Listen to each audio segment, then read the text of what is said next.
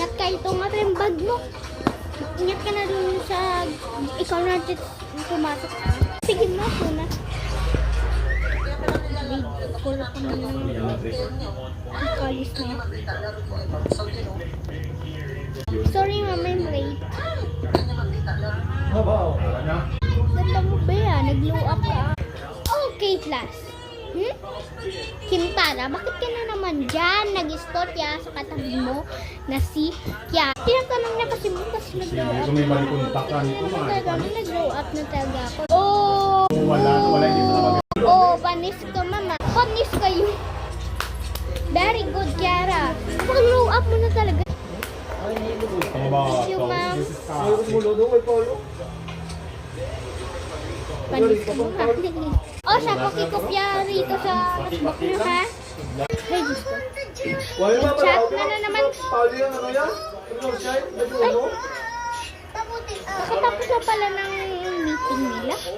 Pupuntahan niyo sa school. Be, may kapatid ako. Ako wala, be. Buti ka pa may kapatid. Tsaka nga pala, be, may sabihin ako sa'yo. Hindi ka pa mauwi. Tayo ka sa mama, no? O, nandiyan na ba yung mama mo? O, anak, dito ka nito. Bilis mo dito ang mama mo.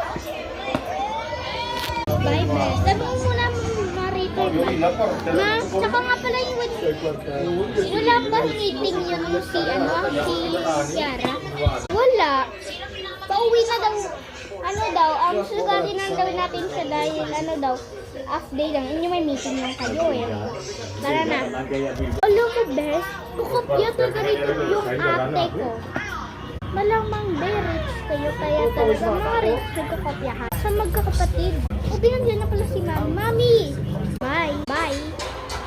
O anak, kamustahin pa yung, yung pasok mo? Perfect me. Tapos pagkasunod ko rin sa pasok, sinabihan ako ng kaklase ko na parang nag-glow up ako. Tapos sinabihan ng pinagalitan yung kaklase ko na sinabihan niya kasi ako ng glow up.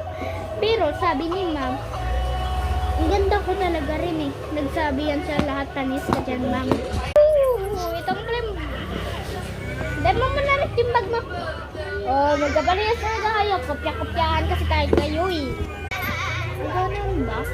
Kapag siya nagagamit, kopya-kopya yan eh. So guys, managandaan kayo sa vlog ko at saka sa aking YouTube channel. Mag-like and subscribe na kayo for more videos. Bye!